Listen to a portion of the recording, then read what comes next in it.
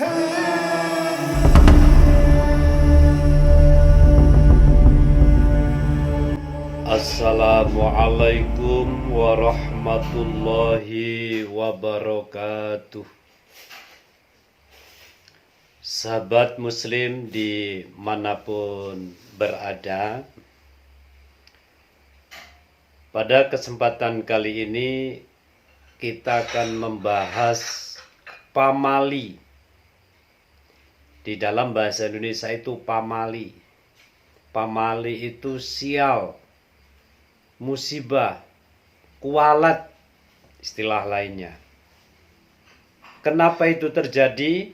Di antaranya karena kita terkena pamali atau seseorang terkena pamali itu karena menjorok tanah.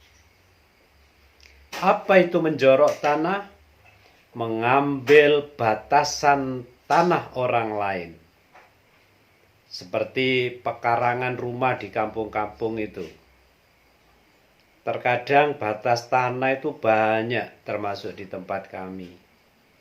Digeser dikit, pagarnya digeser dikit.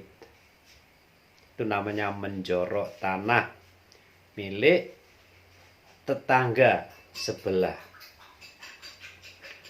Atau yang lain dari itu, biasanya membangun rumah. Bangunannya itu turunnya air hujan dari atas genteng itu ke tanah tetangga. Itu juga pamali. Nanti akan terkena sial hidupnya.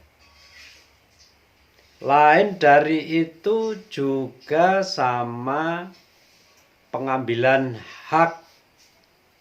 Misalnya dalam masalah waris, bukan haknya diambil. Ini nanti akan terkena pamali. Atau milik umum, misalnya jalan. Kita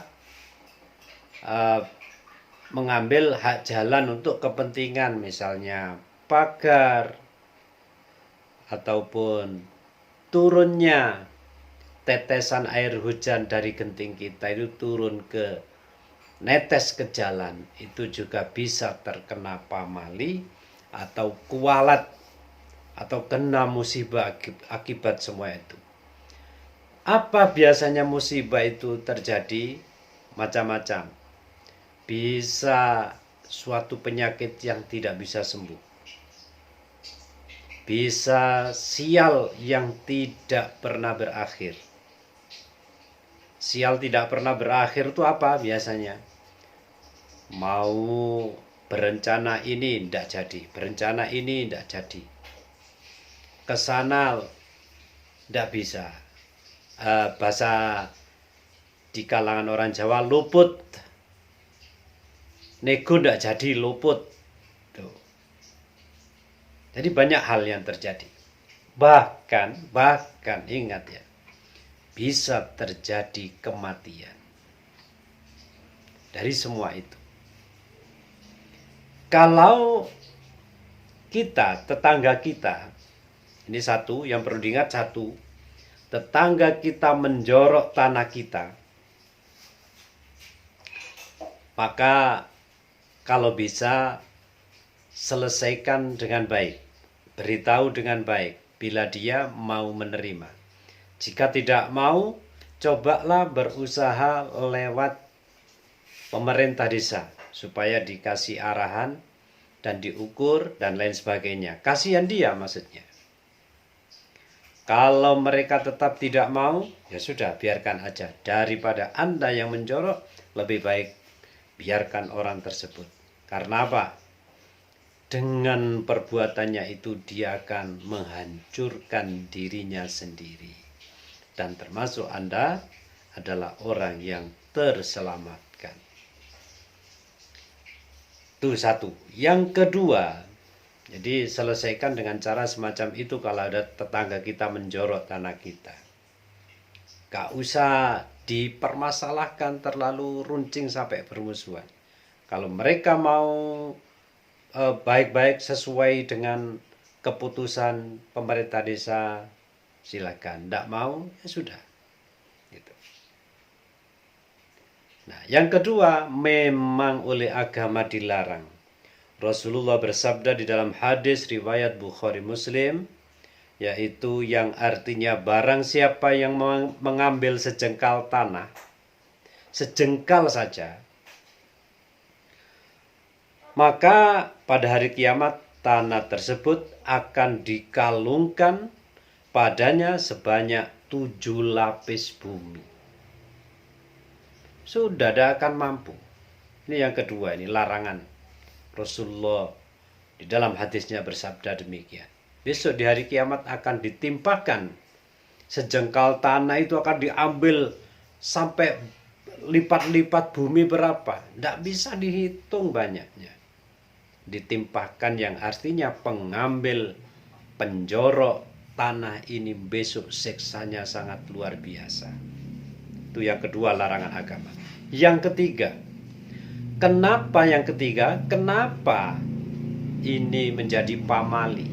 Misalnya Anda mengambil hak tanah, menjorok tanah umpamanya 1 meter.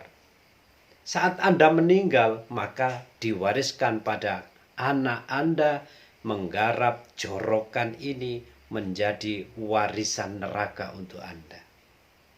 Gara-gara Anda, anak cucu Anda keliru selama-lamanya. Sampai berapa turunan nanti terus keliru sampai hari kiamat. Gara-gara Anda menjorok tanah sehingga anak cucu Anda menggarap jorokan tersebut turun-temurun. Kenapa menjadi mewariskan keburukan yang terus-menerus? Makanya menjorok tanah itu adalah sangat buruk. Jauhi. Tolong jauhi. Sehingga istilah orang Jawa, nggak ada ceritanya orang yang kaya karena mengambil hak waris dari yang lainnya. Dan tidak ada ceritanya orang itu menjadi miskin karena hak warisnya diambil oleh saudaranya. Karena rezeki dari Allah itu tidak akan bisa tertukar. Tapi ujian dari Allah yang tidak mampu untuk mencegahnya sesuai agama, berarti dia adalah orang yang dilaknat oleh Allah. Maka dari itu jika diuji dengan masalah tanah, maka selesaikanlah sesuai dengan urusan yang berlaku di tempat Anda. Sahabat muslim yang dirahmati Allah, kami sering berkomunikasi dengan penggali kubur ya di kampung kami. Memang mereka selalu saja ada cerita, dan kenyataannya bagi orang-orang yang suka menjorok tanah, sulit sekali tanah ini untuk digali walaupun itu di musim hujan. Bisa kurang panjang, bisa sulit untuk dalam sesuai ukuran. Ini para penggali kubur bercerita banyak demikian. Sahabat muslim yang dirahmati Allah,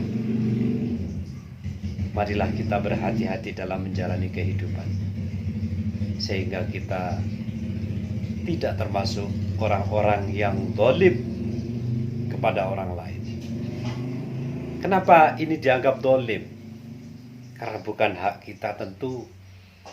Orang yang kita jorok tanahnya itu akan selalu merasa terzalimi. Dan doa mereka, umpatan mereka bisa menjadi musibah bagi kita, anak-anak cucu kita.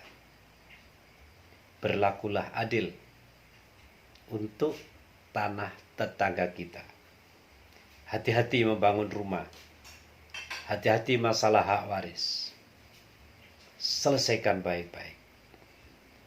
Demikian, wallahul muwaffiq ila aqwamit thoriq. Assalamualaikum warahmatullahi wabarakatuh.